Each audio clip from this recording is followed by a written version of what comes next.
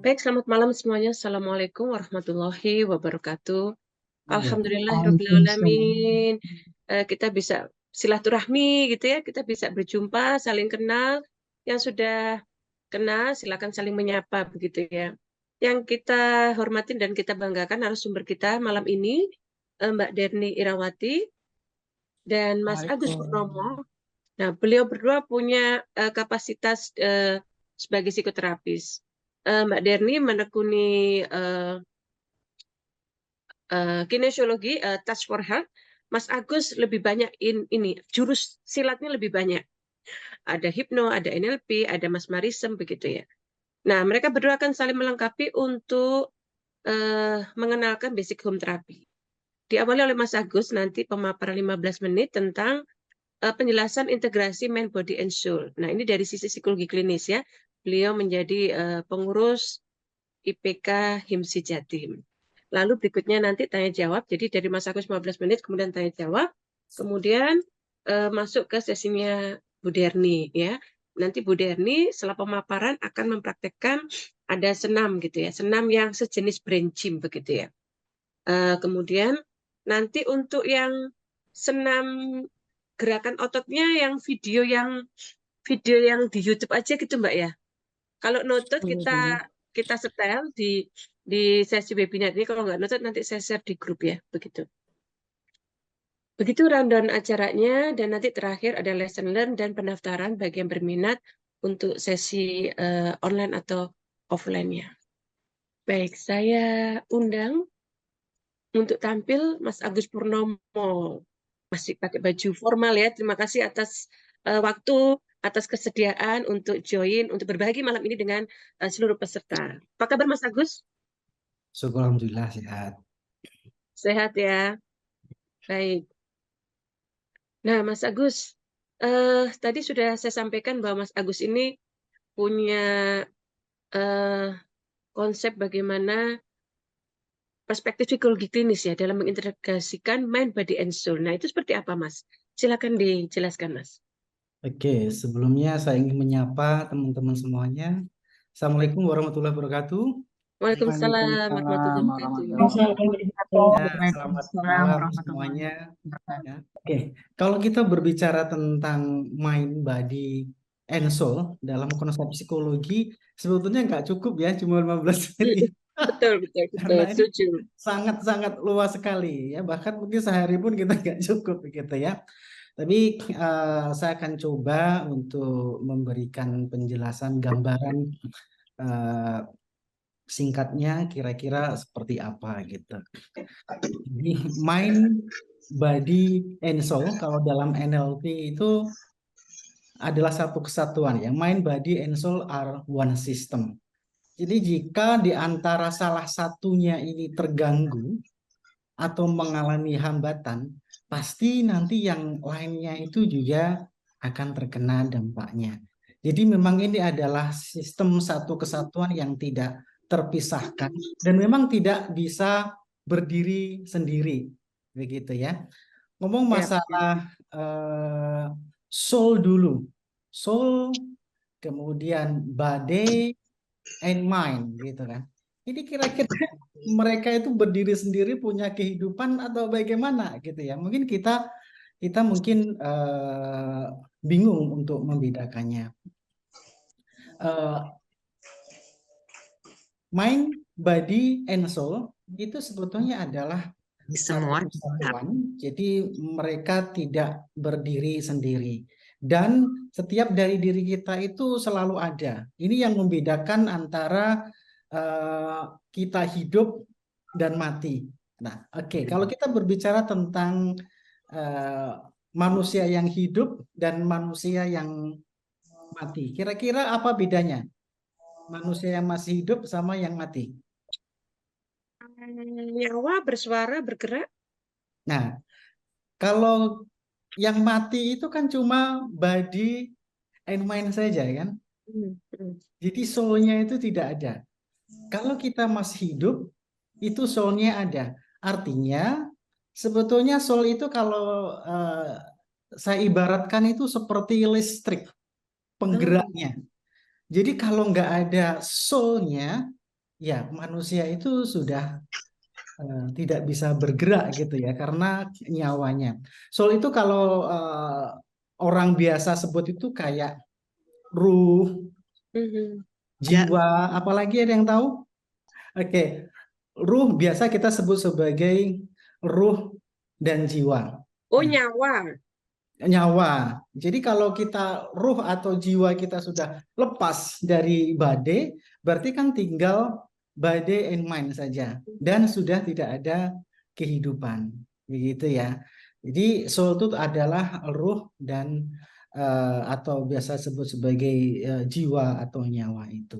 Kalau bade itu adalah tubuh kita ini dengan segala sistem organ yang ada pada diri kita sehingga seseorang itu bisa eh, apa namanya melakukan aktivitas tubuhnya sehingga dia bisa memiliki kehidupan begitu. Kalau mind itu sebetulnya adalah tools dari body. Hmm. Jadi ketika soul ketemu body itu pasti ada mind. Karena mind itu adalah tools yang memelihara dan melindungi body ini. Kalau mind itu kan pikiran kita ya. Tugasnya mind itu apa? Menganalisa, kemudian apa? Justifikasi, Memang ada berpikir dualitas, Hmm, hmm, ya, hmm, baik dan buruk, salah benar, persepsi itu letaknya di Main. Sampai main. Persepsi. mind. Persepsi, Sebenarnya menarik, persepsi karena juga menarik main. sekali kita belajar tentang mind, body, and soul ini ya. Mungkin Anda sering mendengar kata-kata who am I? Pernah dengar who am I? Siapa diri kita itu?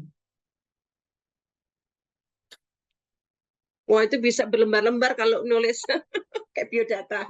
Oke, coba kita tanya sama diri kita sendiri. Sebetulnya who am I itu siapa sih gitu ya? Oke, oke. Hmm. Who am I atau Hmm, me? hmm, Me itu kan sebetulnya adalah gabungan dari hmm, soul, hmm. body, and mind tadi. Oke, Dan siap. kalau sudah nggak ada soul-nya kan I-nya sudah nggak ada gitu ya.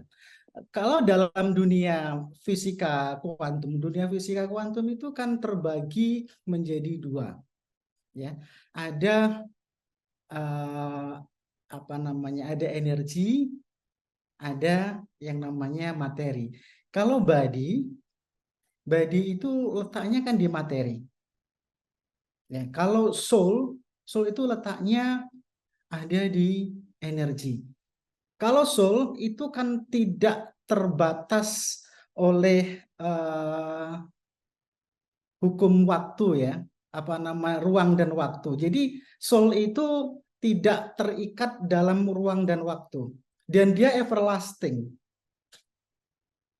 Dia nggak pernah mati, dia nggak pernah sakit, dia nggak pernah marah, dia nggak pernah dendam, nggak pernah kecewa, nggak pernah tua, dan dia senantiasa bersih, murni, suci, dan bahagia. Terus kenapa akhirnya orang itu kok bisa sakit, ya, punya masalah dan segala macam? Itu letaknya di pikiran ini. Letaknya di pikiran ini. Orang bisa berpikir apa namanya stres, ya, kemudian punya luka batin, emosi itu kan letaknya di sini. Ya, body itu posisinya di area materi kalau dalam fisika kuantum. Jadi dia terikat akan space and time, jarak dan waktu. Makanya tubuh kita itu bisa sakit, kemudian bisa apa lagi? Bisa tua, terus apa lagi? Bisa apa lagi? Mati. Bisa mati. Kalau soul sebetulnya enggak, gitu ya. Jadi orang bermasalah itu sebetulnya yang bermulanya itu ada di Pikiran. ada di dalam pikiran. Terus nanti aplikasinya dalam dunia terapeutik itu seperti apa begitu loh, kaitannya dengan mind body and soul itu. Artinya kita itu sebetulnya diajarkan untuk meningkatkan awareness kita, kesadaran kita, yang mana pada dasarnya diri kita yang sesungguhnya, soul kita itu kan sebetulnya nggak pernah sedih, nggak pernah sakit, nggak pernah kecewa, nggak pernah marah, nggak pernah dendam, nggak pernah punya luka batin dan segala macam. Artinya ketika kita meningkatkan kesadaran diri kita itu akhirnya muncul, eksis, menjadi lengkap antara soul, body, and mind itu. Kita menjadi observer. Jadi gabungan di antara soul, body, and mind itu akan menjadi kita, me, atau I kita. Jadi dalam tekniknya itu, ketika sebetulnya kita memiliki keluhan apapun itu, baik secara fisik atau mental, kita berusaha untuk meningkatkan kesadaran kita, kita menjadi observer dari diri kita sendiri yang gabungan dari tiga ini, kita berada di luar seolah mengamati aja. Ketika dalam dunia energi, diyakini bahwa sebetulnya permasalahan-permasalahan dan keluhan yang kita alami ini disebabkan oleh adanya kekacauan energi di antara ketiga itu. Dan ketika kita bisa menjadi observer dengan kita memberikan pengamatan saja atau atensi di pusat keluhan itu dengan sendirinya automatically getaran energi yang kacu itu bisa seimbang. Wah, menarik ya. Bisa menyembuhkan. Iya, iya. Ya, baik Mas, waktunya sudah habis 15 menit. Oke, thank you. Baik, pada statement terakhir itu ya, bagaimana kita bisa melakukan mengatasi kekacauan energi dengan memberi perhatian, begitu ya? Memberi perhatian lewat mind gitu ya, pada body gitu ya. Nah, jadi ini intinya adalah bagaimana mind, body, and soul itu akan membentuk energi begitu ya, untuk lebih sehat begitu Mas ya? Sebetulnya pada Selain dasarnya, energi apalagi? ketika kita memiliki kesadaran diri, Oke, untuk kesadaran bisa diri. melihat diri kita secara keseluruhan, akhirnya segala permasalahan yang bermuara dari mind itu akan turun luruh dengan sendirinya, Siap. dan akhirnya itu bisa menyembuhkan diri kita. Siap. Nah, itu penjelasan beliau, seorang trainer NLP, trainer hipno, dan juga praktisi psikologi klinis. Nah, sekarang kita buka tanya jawab untuk sesi pertama. Dipersilakan dipertanyakan atau ditanggapi. Baik, di kolom chat ada pertanyaan bagaimana kemudian awareness terhadap rasa sakit itu bisa menyeimbangkan tubuh. Apakah juga berlaku untuk sakit yang kronis? Gimana Mas, pengalaman Mas untuk healing ini? Oke, ini pertanyaan yang bagus sekali. Bagaimana kemudian awareness terhadap rasa sakit itu bisa menyeimbangkan tubuh? Oke, contoh sederhana saja. Ketika kita sedang punya keluhan sakit tertentu ya, misalkan pusing atau migran, atau mungkin sakit nyeri di bagian tubuh tertentu. Ya, tadi saya katakan untuk meningkatkan awareness itu kita berusaha untuk menjadi observer sebagai pengamat. Yang sejatinya sebetulnya soul kita itu kan tidak pernah sakit ya. Dia senantiasa murni, senantiasa bahagia. Jadi sebetulnya yang sakit itu adalah tubuh kita kan. Yang sakit itu tubuh kita karena olah dari persepsi mind kita. Jadi kita amati aja sakitnya di mana. Katakanlah sakit nyeri di tangan kita, diamati aja. Oh iya ya, tangan saya saat ini lagi nyeri, rasa sakit. Diamati aja. Oh, rasa sakitnya seperti itu, dirasain aja. Nanti dengan sendirinya, kekacauan energi itu akan balancing automatically. Dan ini nanti secara berlahan sakitnya akan tersembuhkan. Tentunya kalau penyakit-penyakit kronis ini butuh waktu dan proses tertentu. Ada beberapa teknik ya untuk balancing mind body and soul. Nanti kalau ada kesempatan di pertemuan berikutnya kita bisa pelajari. Atau bahkan dengan kita menyentuh seperti ini. Katakan ketika kita lagi blooding, katakanlah baru selesai masak atau potong-potong sayur, potong-potong buah, sehingga menyebabkan tangan kita itu terkena pisau, sehingga berdarah ya. Ya, ini yang sakit kan tubuh kita, ya kan? Sakit tubuh kita, ya. Dan secara neurologi ketidaknyamanan itu kita persepsikan sebagai suatu rasa sakit. Dan itu nampak dari darah yang keluar dari tangan kita. Kita bisa ajak bicara kok. Ya, kita elus-elus gitu. Mohon maaf tanganku karena keleleanku membuat dirimu terluka. Saya minta maaf. Dengan kita sambil memberikan atensi ya, itu nanti dengan sendirinya blooding ini akan berhenti dan proses recovery, percepatan penyembuhannya juga akan jauh lebih cepat tanpa obat. Siap. Ya, terima kasih Mas. Untuk pertanyaan berikutnya, wow banyak ini ya yang tanya ini ya. Mengingat waktu nanti kita nggak bisa jawab semua ya teman-teman ya. Kita pilih dulu. Kita pilih meningkatkan kesadaran atau kontrol terhadap pemikiran di saat mengalami begitu berat. Wah, kalau persoalan gimana nih meningkatkan kesadaran diri? Kalau tadi kan Mas Agus memberi saran untuk perhatian pada tubuh sampai diajak bicara begitu ya. Ini kalau meningkatkan kesadaran terhadap pemikiran Mas, bagaimana caranya? Nah, pikiran kita itu memang sudah kodrat. Keberadaan dia itu tugasnya salah satunya kan menganalisa ya, berpikir. Dan memang dia selalu seperti itu yang dia kerjakan gitu loh.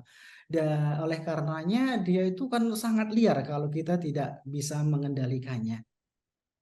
Begitu ya. Jadi, sebetulnya banyak teknik bagaimana caranya kita mengendalikannya. Di antaranya adalah kayak yoga, kemudian meditasi. Sebetulnya teknik-teknik seperti itu untuk apa sih? Sebetulnya teknik-teknik seperti itu adalah untuk menyadari akan keberadaan diri kita sendiri. Itu melatih banget untuk meningkatkan kesadaran. Ya, pertama, yang paling dekat dan paling mudah itu adalah kita menyadari nafas kita. Ya, setuju. Masuknya nafas kita.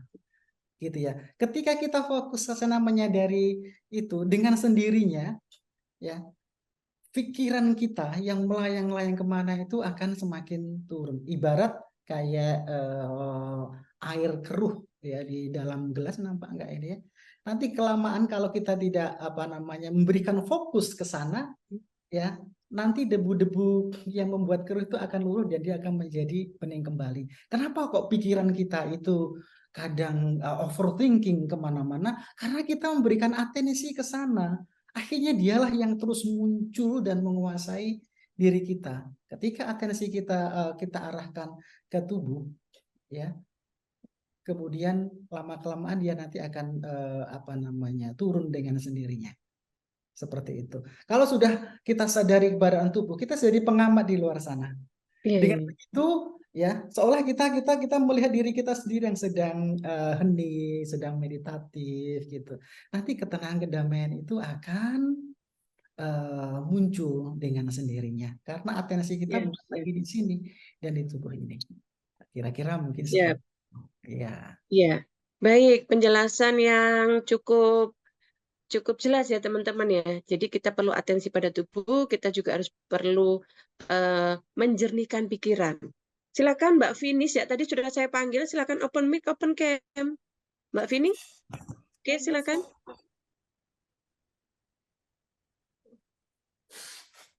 Mbak Finis sudah siap? Oh iya, sudah siap. Mohon maaf, Bunda. Iya, tolong disebutkan juga apakah masih mahasiswa atau punya profesi tertentu, silakan. Oh iya Bunda, selamat malam teman-teman. Bunda Sofi, terima kasih atas undangannya dan terima kasih kepada Pak Agus atas penjelasannya. Perkenalkan, nama saya Vina. Kebetulan saya berprofesi sebagai terapis anak berkebutuhan khusus Bunda. Silakan, apa yang mau ditanyakan terkait dengan integrasi mind, body, and soul? Oh iya, Bunda, jadi gini, seperti ini pertanyaan saya. Kadang-kadang kita itu merasa bahwa saya pribadi terkadang itu merasa bahwa saya itu merasa galau atau sedih, tapi saya tuh bingung galau dan sedih saya itu dikarenakan apa seperti itu. Nah, akhirnya kan kita mencari-cari tapi itu tidak ketemu, akhirnya itu membuat kita galau, terus murung, terus sedih seperti itu. Berarti kan hal tersebut tuh ada yang tidak seimbang antara body, mind, and soul kita seperti itu. Terutama saya pribadi saat mengalami kadang-kadang itu galau, nggak tahu galau karena apa yus galau ya kadang-kadang seperti itu Bunda. Nah seperti mohon penjelasannya, apakah hal tersebut itu ketika sering terjadi berarti kita kurang memiliki kesadaran terhadap tubuh kita atau bagaimana? Terima kasih.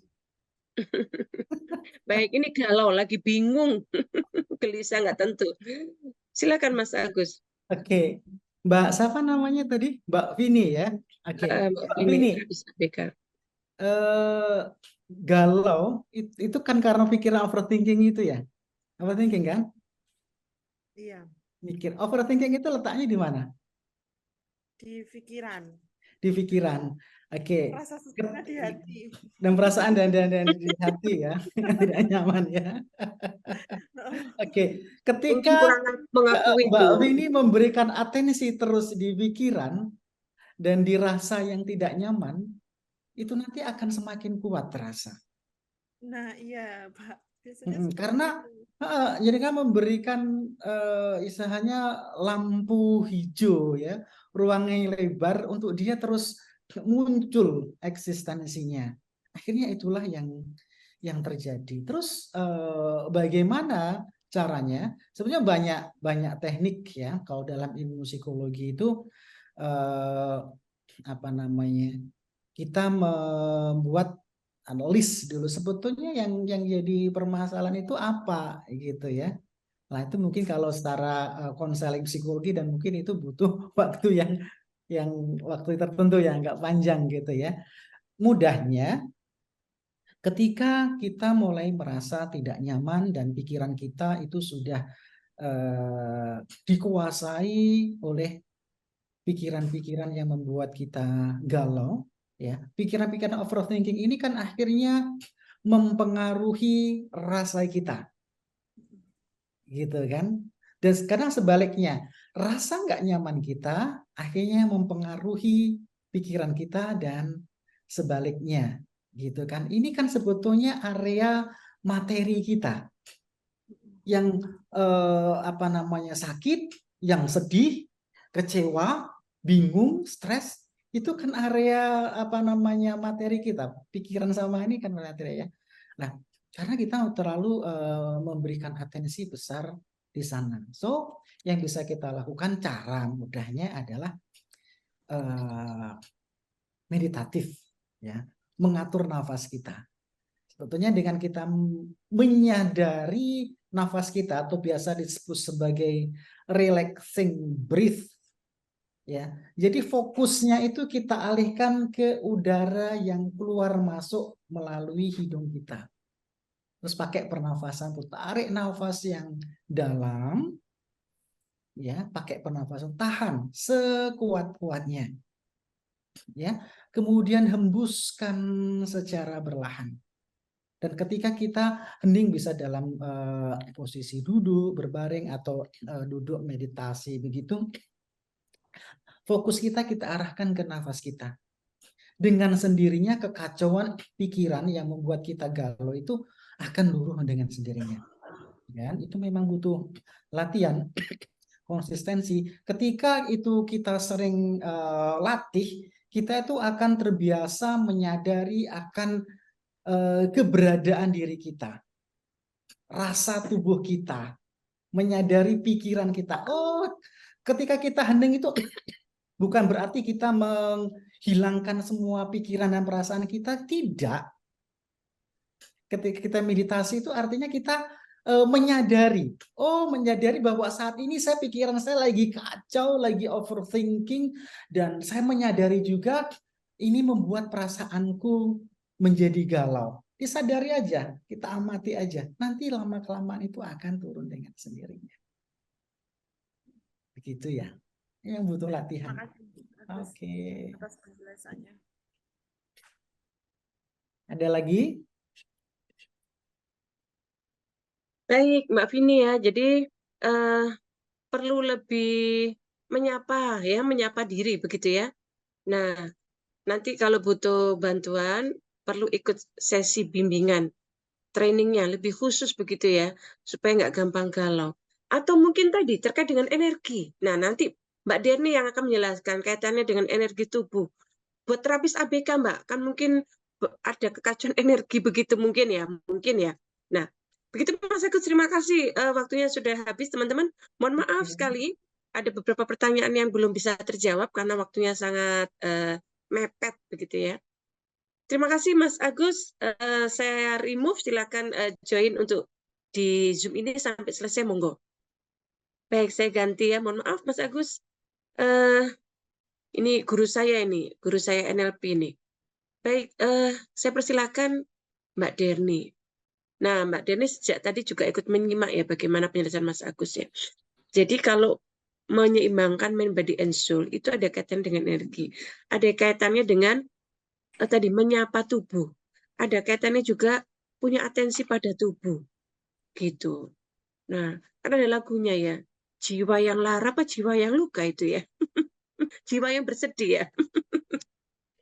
Nah, Mbak Deni, saya persilakan waktu 15 menit untuk menjelaskan bagaimana perspektif kinesiologi, begitu.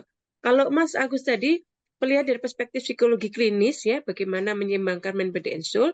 Sekarang bagaimana perspektif kinesiologi atau peran dari ilmu kinesiologi untuk mengintegrasikan mind, body, and soul. Dipersilakan, Mbak. Baik, terima kasih Mbak Sofi. Suara saya terdengar jelas? Ya, terdengar jelas. Baik, teman-teman selamat malam. Assalamualaikum warahmatullahi wabarakatuh. Waalaikumsalam warahmatullahi wabarakatuh. Ya, terima kasih tadi Mas Agus sudah dari sisi keilmuan yang benar-benar beliau psikolog klinis ya, luar biasa menambah pengetahuan saya ini. Nah, sekarang yang mau bicara ini tukang pijet. Tukang pijet yang sering dipanggil Mbak Sofi. Baik, alhamdulillah tadi beliau Mas Agus sudah menyampaikan tentang mind, body, and soul, dan luar biasa memang ternyata dasar ketidaknyamanan pada diri ini adalah akibat salah satunya akibat kekacauan energi ya, terutama mind, keliaran pola pikir tadinya. Nah, kalau kita bicara dari sisi kinesiologi, teman-teman, dari mind, body, and soul itu ditambahkan, bukan ditambahkan ya, didukung pula oleh sama triase. Segitiga ini terdiri dari struktur, kemudian biokimia, dan emosi. Artinya kehidupan sehari-hari kita ini, kalau dari sudut pandang kinesiologi itu sangat kondisi struktur kita itu sangat berpengaruh. Jadi tulang, kemudian otot, organ itu apabila ada ketidakserasian itu bikin tidak nyaman. Contoh misalnya gampangnya begini. Mungkin teman-teman bisa melihat keseharian. Teman-teman ketika antri misalnya. Ketika antri itu pada posisi yang nyamannya seperti apa? Kan kadang-kadang kita satu kaki ditekuk, satu lurus seperti itu ya.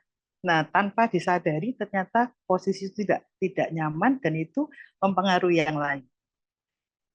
Kemudian kalau dari biokimia itu terutama tentang gizi, alergi, hormon seperti itu ya, bahkan kecukupan air itu dari sisi biokimia. Tadi Mbak Vini kan menyampaikan ketika menghadapi ABK seringkali lelah mungkin ya Mbak, terus kemudian jadi nggak nyaman. Nah itu nanti kita bisa lihat dalam sehari itu Mbak Vini sudahkah memenuhi kebutuhan air cairan.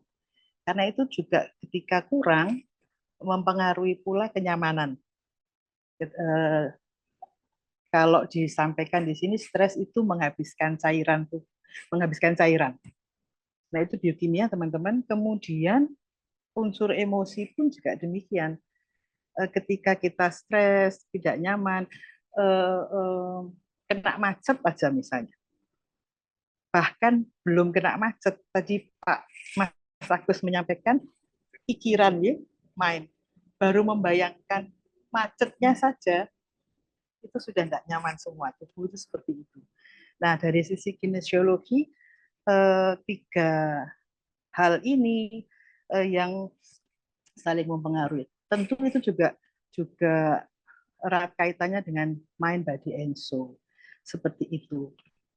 Kalau saya boleh sedikit, ini bukan sulapan ya teman-teman, bahwa memang sebetulnya saya sering menyampaikan ke teman-teman itu tubuh kita ini sangat apa ya, mengandung listrik ya, makanya kalau ada yang kesetrum kan nggak boleh dipegang tangan gitu ya, harus dilepas gitu. Karena memang mungkin bisa dicek ini, saya sering coba cek ini bola lampu biasa tanpa menyebut ini LED biasa, saya tutupi mereknya LED biasa, teman-teman bisa cek. Jadi ini begitu hanya dipegang begini. Dulunya saya cuma berpikir ini paling akal-akalan penjualnya begitu ya. Tapi ternyata pada saat itu saya coba pegang dia nyala, kemudian saya coba pegangkan ke suami saya ya waktu itu habis ngisi pelatihan seharian, saya coba tuh dipegang. Itu enggak nyala, saya juga enggak tahu. Waktu itu saya heran banget. Saya jadi berpikir, oh ternyata memang kelelahan itu, kelelahan fisik maupun kelelahan pikiran, itu bisa mengacaukan energi dalam tubuh kita, seperti itu. Nah, kinesiologi ini nanti teman-teman, tujuannya sebetulnya agar kita mudah menolong diri sendiri. Jadi kadang-kadang, bukan kadang-kadang ya, setiap hari kita menghadapi banyak hal yang tanpa kita sadari itu mengacaukan pikiran dan tubuh. Nah, itu kinesiologi membantu untuk meringankan, memaksa, tanda kutip, memaksa tubuh untuk lebih ringan. Karena ketika teman-teman tadi Mas Agus menyampaikan meditasi itu benar-benar memang cara yang bisa membantu kita jangka panjang kalau teman-teman terbiasa meditasi. Nah, kalau kinesiologi ini cara singkat ya. Yang kalau misalnya saat ini rasanya nggak nyaman itu bisa langsung dicobakan. Nah, nantinya tentu untuk ketenangan lebih holistik, teman-teman perlu seimbang keduanya. Jadi perlu berlatih olah nafas, juga perlu menjadi observer, itu penting, meningkatkan awareness itu juga penting. Nah, di satu sisi juga, belajar kinesiologi adalah membantu, tanda kutip, memaksa diri untuk cepat pulih seperti itu. Mungkin itu yang saya boleh sampaikan. Nantinya kalau kita belajar kinesiologi ini, tujuan tujuannya adalah menyeimbangkan energi, kemudian mengaktifkan daya sembuh, daya apa ya, daya sembuh dari dalam diri. Kemudian ini untuk pencegahan. Kalau penyembuhan mungkin dalam kondisi sakit yang belum terlalu parah ya teman-teman. Kalau sakit berlanjut, datangi dokter ya. Saya enggak mau bicara, wah ini pengobatan, ini teknik dewa, enggak. Ini adalah cara kita, salah satu cara dari berbagai teknik yang ada untuk membantu kita lebih bugar begitu. Kalau saya sendiri memang belajarnya dari Touch for Health teman-teman ya, dari Bu Elizabeth Demus, dan itu Dr. John T. yang mengawalinya. Beliau simple sekali menyatakan all that is needed are a pair of loving hands, seperti itu. Jadi segala sesuatunya dalam teorinya Touch for Health itu hanya dibutuhkan sepasang tangan yang penuh cinta. Tidak penting ukuran tangannya ya, jangan lihat ukuran tangan saya. Saya cuma di seni waktu itu, mau kecil mau besar ukuran tangan, semakin sering digunakan membantu diri sendiri maupun orang lain, maka energi kita insya Allah lebih lancar. Seperti itu. Ini insya Allah sederhana banget tekniknya, aman, murah, tanpa alat, di mana saja, kapan saja. Waduh, kayak gitu ya. Mungkin itu Mbak Sofi dan teman-teman. Nanti mungkin kita bisa ngobrol di pertanyaan tanya jawab ya. Baik, Gitu. Mbak Derni, Ya. masih ada waktu sih 3 menit ya, sebelum kita praktek begitu ya. Baik, Mbak Derni, sebentar, saya spotlight diri saya. Menarik ya, jadi ada kesamaan nih. Dari Mas Agus tadi juga ada peran tangan gitu ya, atensi pada tubuh, tangannya harus ikut melakukan gerakan gitu ya, untuk menyapa tubuh, untuk mengusap-ngusap gitu. Nah, lalu dari Bu Elizabeth dan Dr. Jonti itu ada teknik sentuhan gitu. Nah, teknik sentuhannya itu pada seluruh tubuh atau di bagian mana sih kalau boleh tahu bocorannya? Iya. Sentuh apanya? Karena ada juga tuh terapi pelukan gitu. Nah, ini terapi sentuhannya kayak apa? Oh ya, baik. Terima kasih Mbak Sofi. Itu yang saya mau sampaikan. Jadi sebetulnya kita itu dulu kita ini punya refleks ya. Kalau kita kalau kita pusing misalnya atau kita lagi mikir sesuatu, itu teman-teman yang dipegang lutut apa dahi ya? Kan kalau orang Jawa mikir-mikir sambil nepuk-nepuk lutut ya. Kalau kita kan gini. Nah, ini ternyata cara mudah banget teman-teman ketika pusing atau mikir sesuatu begitu ya. Dengan memegang dahi begini, saya itu kalau sudah bicara begini tuh benar-benar Mbak Sofi dan teman-teman, apa ya, tubuh ini luar biasa. Ini kalau enggak ciptaan Allah itu enggak mungkin kayak gini. Jadi kalau nanti bisa dipraktekkan teman-teman ya.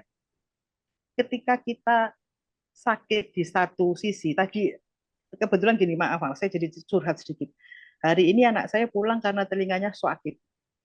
Nah, pulang dari pondok. Terus ya saya cuma bilang pegang dahi dan pegang mana bagian yang sakit. Jadi telinga kanannya, terus pegang dahi.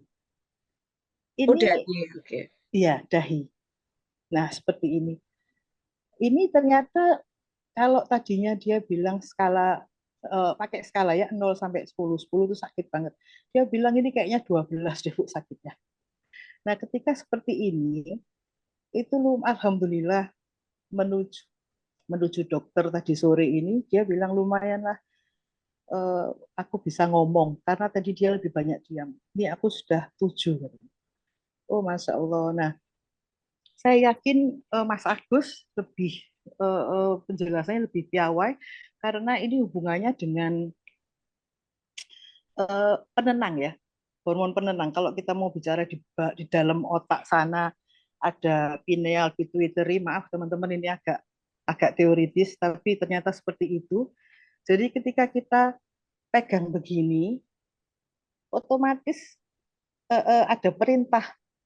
Jadi yang satu kasih tempat sakit, yang ini memegang begini, ini ada perintah menuju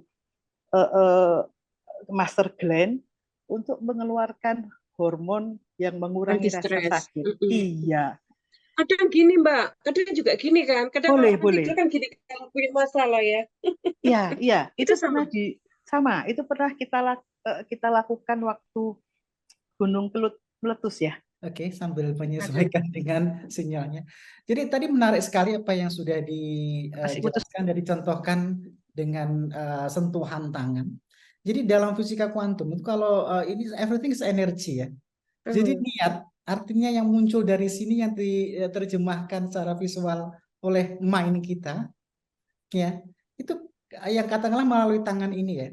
Dengan kita meniatkan aja. Jadi kalau di foto akrilik, foto aura itu ya, yang awalnya kecil, itu nanti akan memunculkan energi cahaya yang luar biasa yang bisa membuat seorang sembuh atau berumus sebagai healing. Nah, ini sering saya pakai juga dalam praktek psikoterapi. Jadi hanya dengan begini saja kita tuh bisa menstabilkan energi seseorang yang kacau. Tapi niatnya harus kuat, antara sini sama sini itu harus nyambung. Dan ini benar-benar terbukti nyata. Bahkan kita itu bisa menidurkan orang. Nggak perlu pakai sugesti apapun, hanya dengan begini saja. Ya. Bukan sulap ya. Cahaya dengan niat kita itu katakan untuk apa? Nanti ini kalau di foto aura itu cahayanya terang sekali, luar biasa. Iya, Masya Allah. Nah, Iya, bukan sulapan ya. Ada penjelasan fisika kuantum ya. Ini dengan begini, ya, dengan niat kita, ini muncul energi aura, Benar. langsung tembus ke pineal pineal gland tadi, yang akan menstimulasi hormon endorfin yang membuat kita jadi nyaman, rileks, dan menyembuhkan itu tadi. Oke, rekan-rekan yang berbahagia sambil menunggu internetnya Mbak Diani stabil ya. Gimana teman-teman, ilmu kinesiologi ini menarik nggak? Ilmu kinesiologi ini terkait dengan terapi sentuhan ya, dan bagaimana mengkondisikan otot, tulang gitu ya, badinya gitu ya, untuk membuat lebih nyaman, lebih rileks, lebih sehat. Dan tadi Bu Dani bilang adalah mengaktifkan daya sembuh. Jadi bukan menyembuhkan, tapi mengaktifkan daya sembuh. Karena apa? Karena ada titik energi ya, titik meridian energi ya, itu yang belum dibahas Mbak Dani ya. Karena memang itu penjelasannya sangat anatomis. Teman-teman pernah tahu ya gambar anatomi tubuh? Nah itu biasanya detailnya dipelajari oleh ahli akupunktur. Ada titik-titik meridian pada tubuh. Nah itu yang nanti akan distimulasi oleh teknik sentuhan pada kinesiologi. Gitu ya Mbak Derni. Baik Mbak Derni, gimana? Dilanjutkan dulu tanya jawab atau menurut skenario awal kita praktek dulu? Gimana? Atau mau jelaskan tentang titik meridian energi tubuh? Mungkin kalau meridian nanti aja ya. Kita ngomong tentang titik di tubuh. Jadi teman-teman tadi kan ada yang bilang pada saat sesinya Mas Agus, kalau sakitnya di punggung seperti apa, kan begitu? Ya. Nah ternyata Iya di Ada di punggung, di rahim. punggung, di Kalau yang di rahim rahim gitu. tadi teman-teman ya, kalau sakit banget di saat itu, Bismillah bisa dilakukan yang tadi, pegang Iya. dahi, kemudian pegang area rahim, begitu. Nah kalau di punggung itu punggung bagian mana? Ketika tidak ada orang ya kita pegang bagian depan, karena itu akan nyambung dengan belakang, seperti itu. Oh, iya. Jadi karena yang kita pelajari nanti itu, maaf ini ada hal yang penting dan saya belum sampaikan tadi. Tadi kan di sesi Mas Agus disampaikan bahwa soul itu suci, bahagia seperti itu ya. Nah di sini juga demikian teman-teman. Artinya bahwa otot kita itu tidak bisa bohong. Saya sih berpikirnya kalau tadi ada penjelasan soul itu bisa jadi tentang kata hati segala macam itu ada tersimpan di ini ya, tersimpan di otot. Jadi di kinesiologi itu ada nanti yang namanya tes otot. Tidak bisa bohong. Artinya tidak bisa bohong itu begini teman-teman. Ketika nanti misalnya di contoh gampangnya tes otot itu seperti ini, kemudian nanti ditekan ke bawah, salah satu ototnya seperti ini ditekan ke bawah, itu bisa dengan mudah kita tanya. Misalnya saya bilang nama saya Sofi, itu otot kita ada yang namanya lemah ya. Jadi ada penyangkalan otot nama saya Sofi, itu bisa lemah. Artinya kekuatan ototnya melemah gitu ya. Ototnya jadi Iya, melemah. benar. Ketika kemudian saya bilang nama saya Derni, nah ini benar-benar tidak bergerak, sangat tidak bergerak. Ini kalau kita lakukan ke orang lain ya, kita bantu seperti itu. Nah di masa-masa gini ada guyonan gitu. Wah ini bisa pakai untuk lie Iya, detector. detektor ya. Jangan dipraktekkan ke pasangan ya. Nanti kalau apakah kamu mencintaiku lemah gitu, wah. Cintanya melemah. Iya. Nah itu nanti yang akan kita pelajari salah satunya itu tes otot. Kemudian tadi ada yang tanya juga untuk diabetes di usia muda seperti apa. Itu kembali lagi ada yang namanya titik refleks spinal ya, tulang belakang. Itu pun bisa dibantu di situ dengan menekan-nekan antar ruas begini, antar ruas spinal itu ditekan karena di sana kan memang tempat keluarnya berbagai ini ya, berbagai saraf begitu. Nah itu ditekan seperti di apa ya, ditekan seperti ditempelkan begitu. Nah itu juga kita pelajari namanya refleks spinal.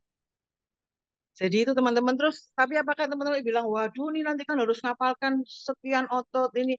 Enggak, tidak seperti itu. Akan ada cara mudahnya. Itu Mbak Sofi dan teman-teman yang saya ingin sampaikan. Jadi kembali lagi bahwa tubuh kita ini luar biasa. Insya Allah bisa menyembuhkan dirinya sendiri ketika kita mengeluarkan potensi-potensinya. Mungkin itu ya Mbak Sofia. Siap. Sangat menarik ya. Sampai ada respon tubuh terhadap kenyataan ya. Gitu. Jadi bisa melemah, bisa menguat ototnya ketika itu sesuai kenyataan atau tidak. Nah, itu bisa jadi lie detector gitu ya. Baik, rekan-rekan, sekarang 19.59 kita mau lihat gitu. Kita mau lihat saya di promo itu bilang brain gym ya. Kalau brain gymnya kinesiologi kayak apa sih, Mbak Derni begitu? Ya, brain gym. Jadi memang tidak jauh beda ya. Itu memang jadi satu ya kalau di brain gym. Jadi pengenalannya brain gym plus kinesiologi itu memang kalau saya yang terima, saya dapatkan itu sama. Biasanya kita paling mudah teman-teman pakai apa energi itu jangan lupa minum air putih. Jadi ini maaf saya minum air putih. Mbak Vini, hitungannya begini, 30 ml dikali berat badan. Itu kebutuhan air putih kita sehari agar bisa membantu pemenuhan cairan. Saya tulis dulu di kolom chat. 30 ml kali BB gitu ya. Iya, Untuk pemenuhan air putih. benar. Nah, teman-teman, sekedar info ya, Mbak Derni ini psikologi S1 S2-nya, dan jadi kalau psikologi kan belajar psikologi faal tuh, dan suaminya dokter. Jadi percaya aja deh sama itu kan 30 ml kali berat badan. Suaminya Mililiter dokter. Mbak Vini, ya maaf Mbak Sofi, mililiter Mililiter. Mbak Vini, bukan liter ya. Mililiter. Enggak, itu Mbak Vini bilangnya liter. Waduh, Oh, bukan, mililiter.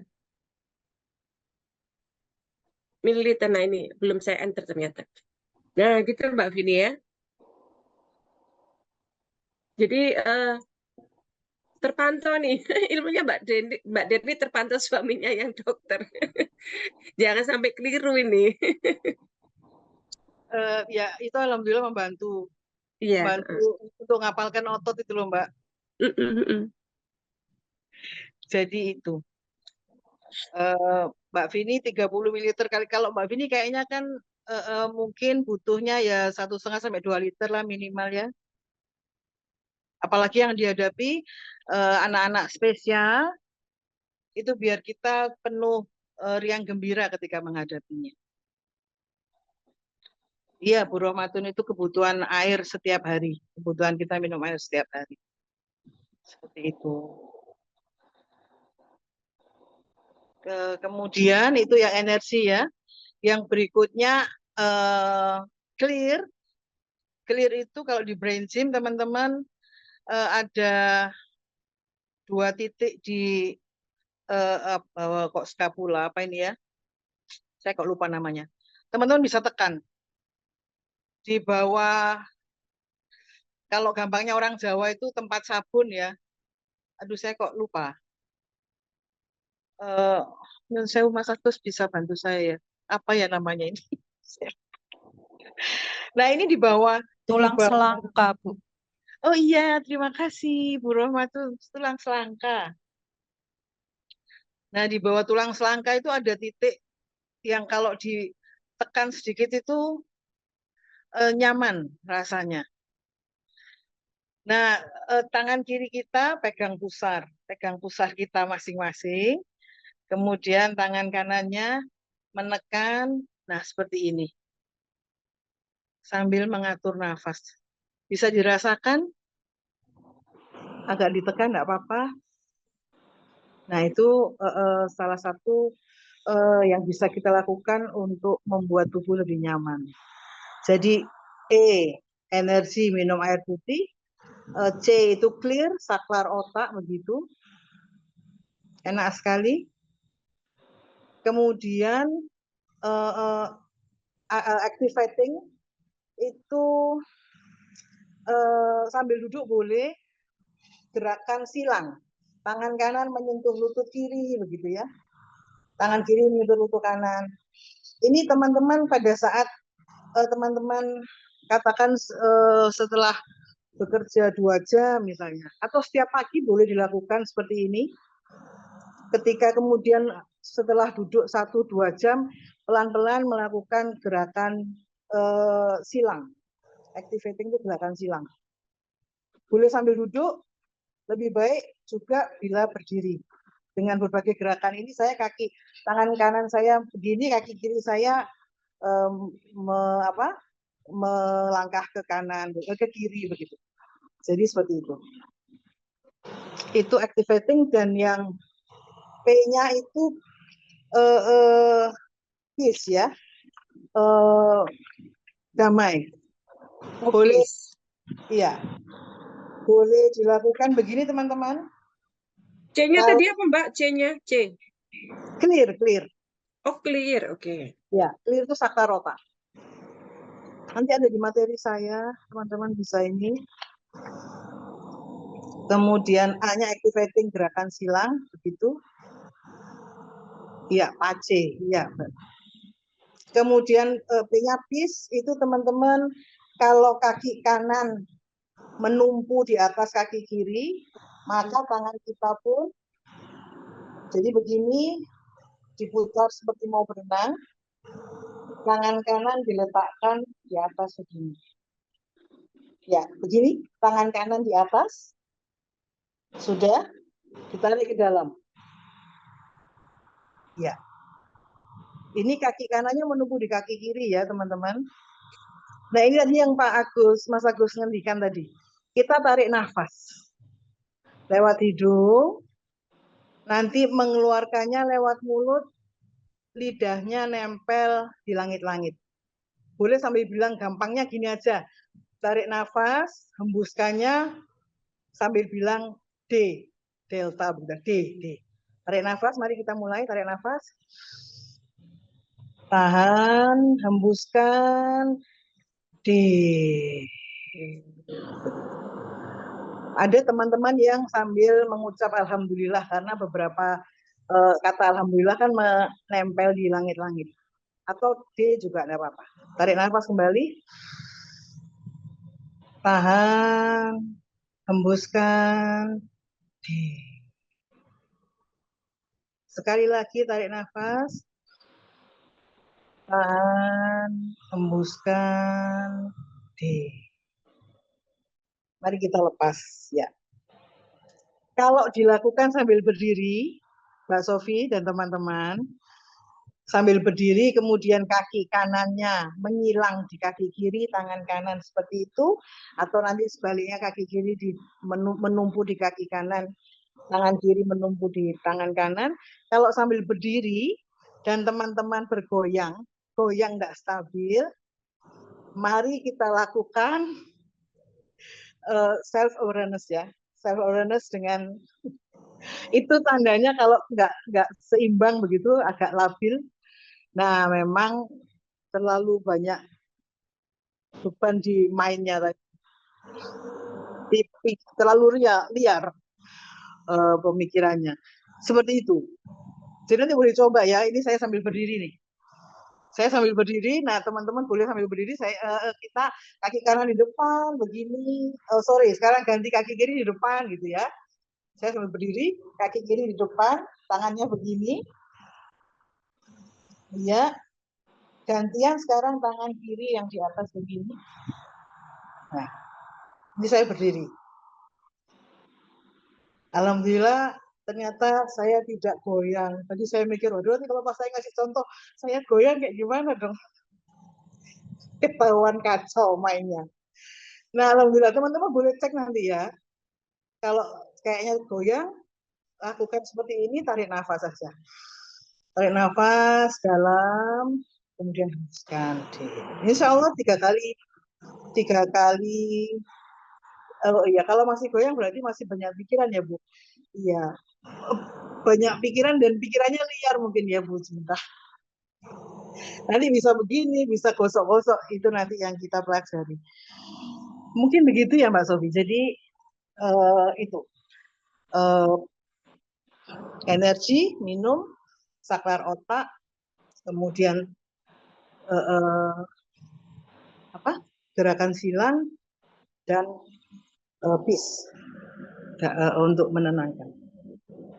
Baik, Mbak Deni tadi ada yang tanya di kolom chat, apakah kalau kaki kiri yang di atas, maka tangannya ganti kiri yang di atas? Oh enggak, kalau kaki kanan di atas, tangan kanan yang di atas. Kalau kebalik, kalau kaki kiri yang numpu di kaki kanan, tangan kiri yang numpu di. Oke, siap. Nah ini tanya nih, apakah ada hitungan tertentu?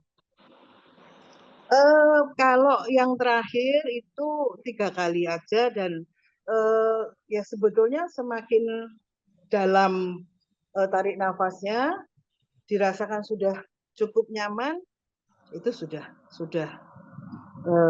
bisa diukur sendiri sebenarnya. Kalau di sini sih kurang lebih ya sampai 5 hitungan begitu ya, 5 sampai 5 hitungan.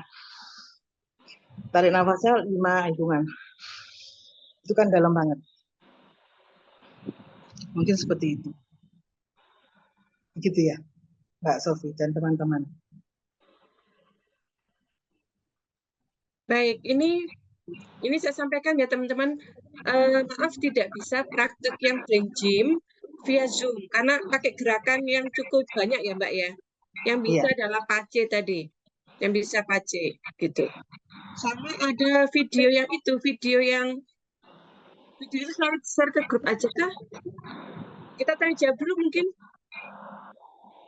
Nah, tes kekuatan otot itu selain tadi untuk ngecek kebenaran, ngecek apa tadi? Kenyataan begitu ya. Kira-kira untuk apa lagi, Mbak? Sebetulnya itu adalah standar apa ya, kayak SOP di awal kalau mau melakukan rangkaian teknik atau terapi ini, seperti itu. Jadi pasti kita cek dulu apakah, kan ada otot-ototnya mewakili organ ya, mewakili organ Pak. Jadi maaf ini langsung contohnya begini. Ketika ada klien datang dengan keluhan enggaknya 5 tahun menikah enggak punya belum diparingi keturunan, kemudian kan cekcok segala macam gitu, enggak nyaman. Nah, karena permasalahan awalnya adalah keturunan. Nah, itu kita lihat otot di gluteus ya. Gluteus itu ada di daerah nyun sewu teman-teman, daerah pantat. Itu berkaitan dengan organ seks ya. Nah, itu yang kita cek, ternyata memang kondisinya memang yang putri ternyata tidak nyaman kalau berhubungan tidak nyaman. Itu ketahuan, jadi lemah di situ. Nah, itu kita tes otot di daerah situ. Atau kalau itu sulit, ya kita tes otot yang paling gampang, bahwa saya tidak nyaman ketika diajak berhubungan. Nah, itu muncul banget. Ya, dia lemah. Jadi untuk melakukan rangkaian tes rangkaian terapi, kita tes dulu otot yang dirasa mewakili organ yang lemah.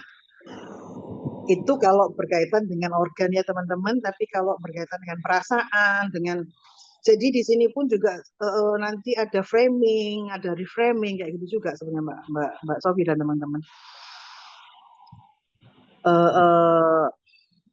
Ya menariknya memang tidak bisa, contoh juga misalnya untuk diabetes ya, kebutuhan gula itu juga bisa diukur melalui otot kita bisa jawab kebutuhan kecukupan. Jadi satu hari kita boleh minum boleh mengkonsumsi gula sebanyak berapa, itu bisa dites menggunakan tes otot tadi. Seperti itu. Nah, untuk yang ABK, tadi pertanyaan itu Ibu, untuk ABK, kalau brain gym memang dia sulit melakukan, kita yang melakukan. Jadi kayak gerakan silang, itu kita pegang tangannya, kita bantu untuk menyentuh lutut kiri, menyentuh lutut kanan, seperti itu.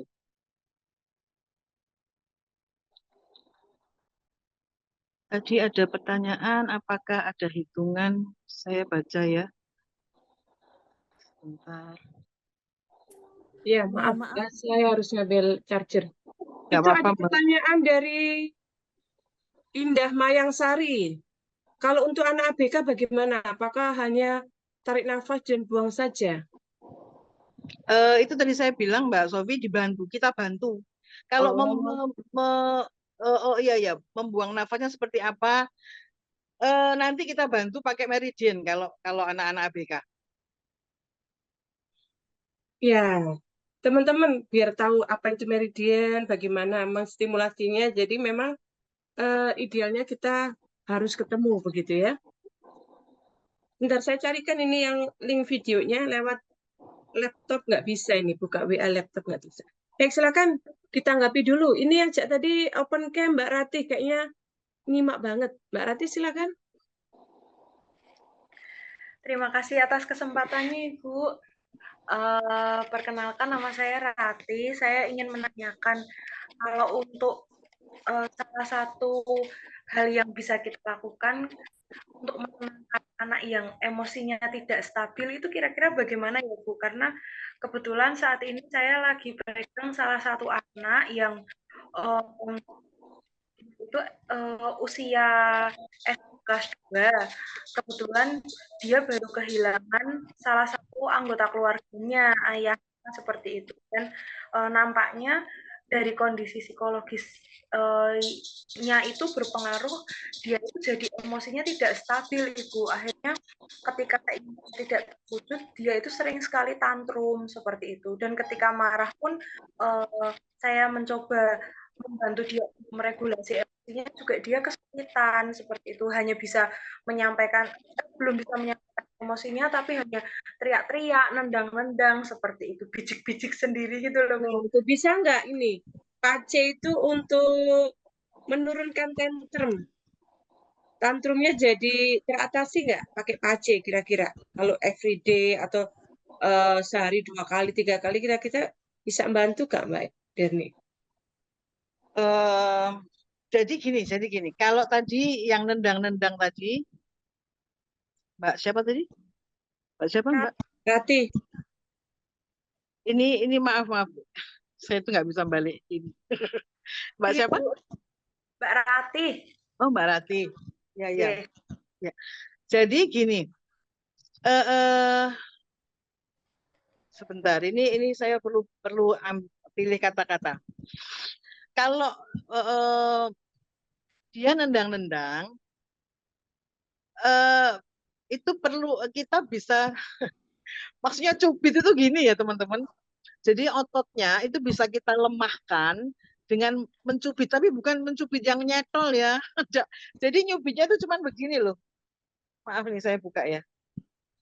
Jadi nyubitnya itu hanya diginiin aja, dicet gitu. Ya, kan agar dia lemes dulu. Kemudian kalau sudah lemes dia enggak banyak gerak, kan dia mau perhatikan kita bisa peluk. Atau kita bisa kusuk-kusuk sepanjang spinal, sepanjang tulang belakangnya. Tapi yang utama kita lakukan adalah membuat dia lemes dulu itu dengan dicubit. Cubitannya cuma begini. Nah, tapi sekali lagi jangan lupa Mbak Rati untuk mengembalikan ya. Jadi mengembalikannya begini. Kalau ini kaki misalnya ya, kaki kan nendang-nendang begini kan. Misalnya kakinya nendang. Nah, didekati kemudian diginiin aja. Nah, itu sudah lemes nanti. Kok bisa? Iya. Kok bisanya itu nanti pada saat yang saya itu boleh dicoba sendiri sebetulnya sih. Nah, begitu nanti sudah selesai prosesnya, dia sudah tenang, dia sudah mau mendengarkan kita, dia sudah mau merasakan bahwa kita dia sudah tenang, badannya sudah nyaman semua. Nah, jangan lupa kita kembalikan kakinya tadi. Biar nggak lemes terus. Kalau lemes terus sampai pulang, nanti kasihan dia ya. Nah, itu untuk anak Asperger juga begitu. Kan nggak bisa diem. Nah, itu kita boleh bantu dengan mencubit bagian paha. Mencubit tanda kutip ya teman-teman. Melemahkan ototnya sebentar. Nanti kalau sudah saatnya berkegiatan lagi, boleh dilemaskan. Boleh dikembalikan, dikuatkan begitu. Seperti itu Mbak Rati. Nyubitnya berapa kali nggih, Bu? Sekali aja. Tapi jangan sakit ya. Nggih. Jadi kayak ngasih tahu, kayak memberitahu ya, ngingetin ya. Benar. It's gitu. Diginikan set gitu aja. Terus nanti dibalikin. Nanti dibalikin begini. Oh, nggih. Nah, ini sekalian saya matur ya teman-teman. Bagaimana bagaimana orang tua itu pengen anaknya itu, karena kebetulan saya fokusnya di pendidikan. Bagaimana orang tua itu pengen anaknya itu berprestasi, mandiri, apa ya, bersemangat. Nah, kalau misalnya dia di rumah dicubiti, teman-teman kebayang ya, pahanya dicubiti kayak gitu itu terus kan ya dia bakal lemes gitu. Kalau tadi Pak Agus ngendikan, dipikirkan saja itu bisa mempengaruhi tubuh kan, kalau fisika kuantum kita pikirkan aja bisa mempengaruhi tubuh, apalagi nih langsung pada anak begitu melakukannya. Iya. Maka Makanya juga anak korban kekerasan itu akhirnya kelihatan mohon maaf bodoh. Jadi dulu pintar tiba-tiba bodoh, atau tiba-tiba jadi lemas, pendiam gitu ya. benar. Tubuhnya sakit-sakitan gitu ya. Itu iya. Itu memang. Nah di batin pun saya benar-benar bantu tadi oleh penjelasannya Mas Agus. Di batin pun itu, jadi misalnya saya nggak pernah nyubit, saya nggak pernah menyakiti anak saya secara fisik.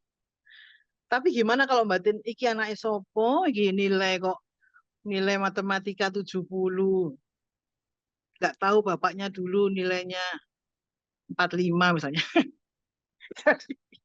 Nah, di batin gitu aja sudah kena dia kalau kita mau bicara ini energi ya. Jadi apalagi dicubit. Nah, tapi catatannya kalau teman-teman biasanya orang tua, oh berarti boleh nyubit terus dilemesin begini, apa kembalikan begini ya, enggak seperti itu ya. Prakteknya enggak seperti itu. Mungkin gitu ya. Tadi ada pertanyaan lagi. Ya Mbak Sofi. Ya, terima kasih Mbak Rate ya. Saya tutup spotlightnya. Ya, ini yang minat malah banyak terapis APK ini gitu ya. Oke, panikan ritme emosi. Nah, ini jadi terapi emosi juga ini. Ada peran apa nih kinesiologi kalau untuk mengelola emosi nih kata Mbak Lastri ini? Bisa nggak?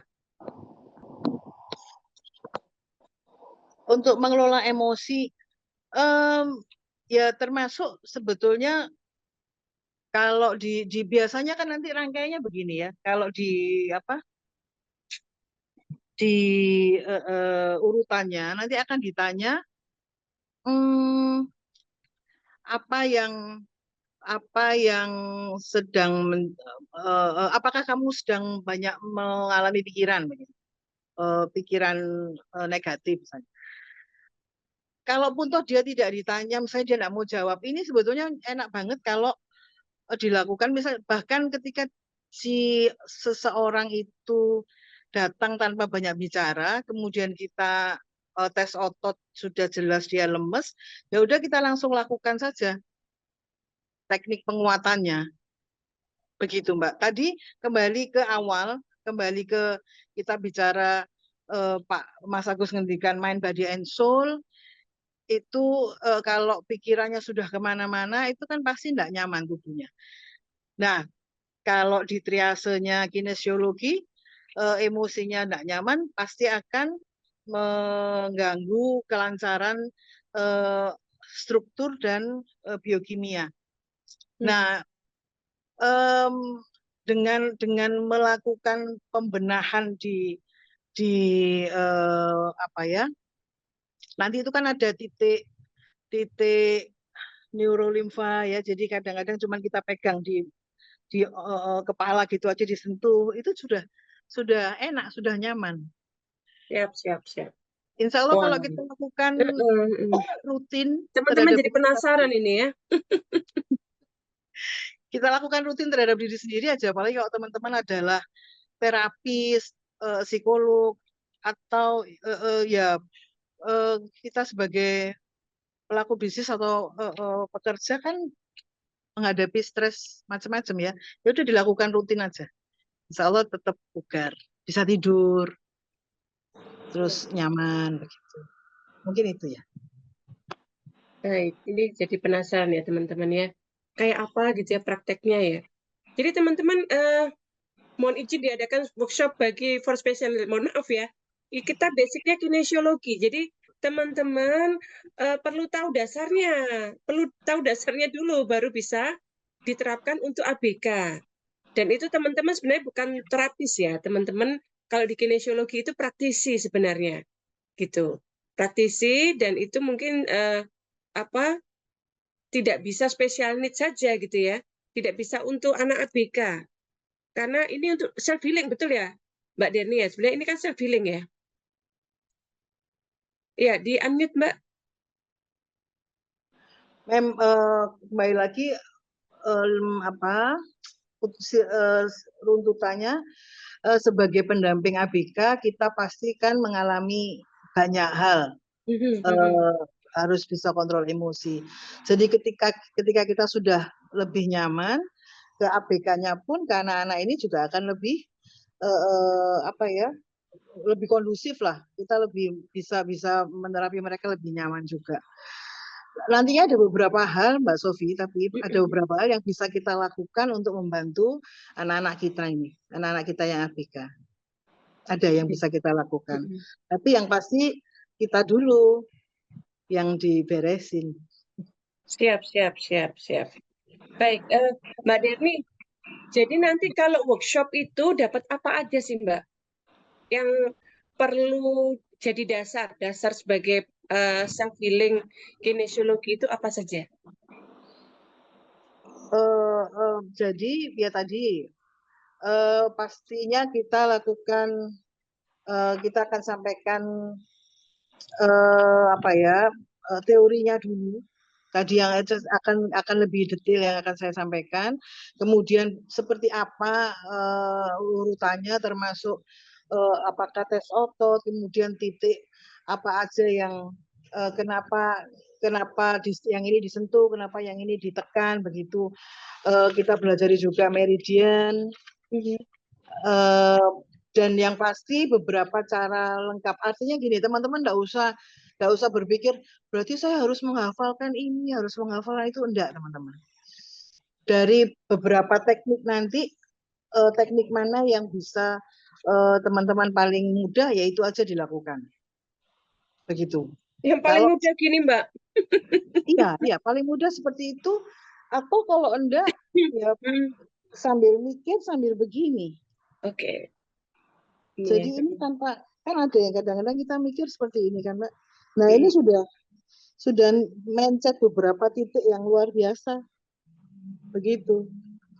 Siap. Jadi kalau ada yang kemarin ada yang bilang saya harus ngapalkan 14 otot. Kayak gimana? Enggak usah. Enggak usah ngapalin 14 otot. Nanti malah mau ngadepin anak-anak kita. Loh, nanti saya hilang loh, saya pegang kepala saya gini. Iya. Insya Allah ada cara mudahnya teman-teman.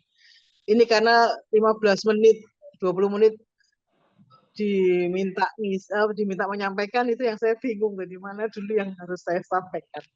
Begitu ya, teman-teman ya. Siap. Jadi teman-teman, sekarang saatnya teman-teman menentukan berminat nggak ikut belajar lebih tersistematis, lebih terstruktur. Silakan tulis di kolom chat. Berminat nggak untuk belajar prakteknya juga ya, tadi materinya banyak. Dan kita akhirnya buka hibrid gitu. Mas Agus, Mbak Derni, saya sampaikan bahwa nanti ada sesi hibrid ya. Sesi hibrid ini tapi hanya sampai jam 12 siang. Gitu. Jadi sesi pagi sampai jam 12 siang itu hibrid. Dan yang jam 1 sampai jam 4 itu karena nanti prakteknya Mbak Derni kan akan memandu per orang begitu ya.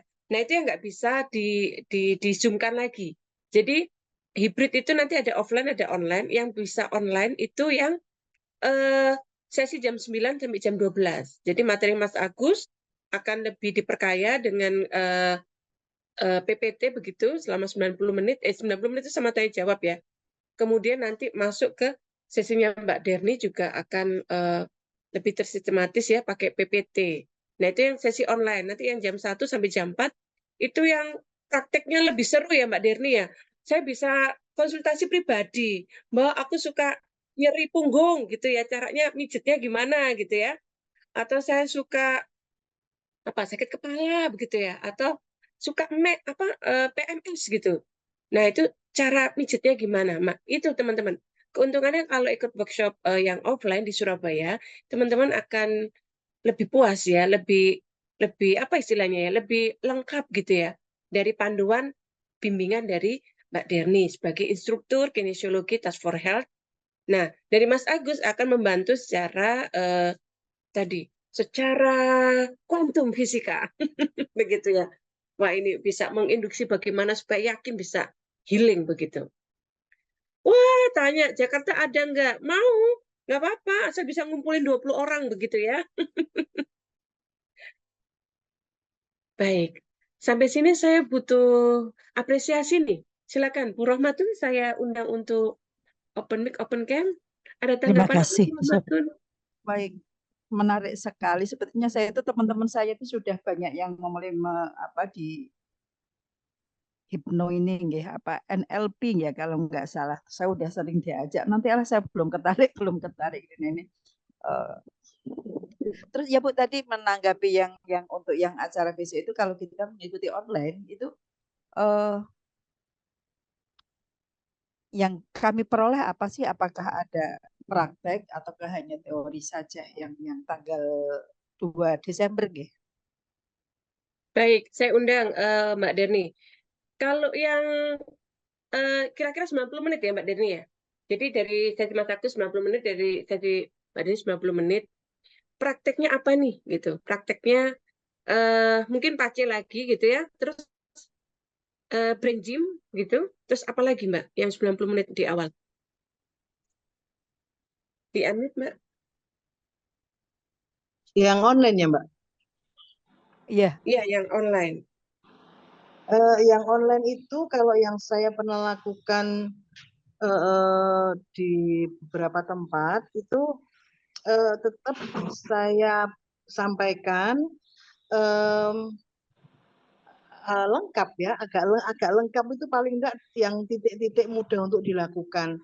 Dan biasanya biasanya teman-teman yang hadir di Zoom itu juga melakukan, kemudian dirasakan, terus nanti kita minta beberapa orang untuk menyampaikan apa yang dirasakan, seperti itu.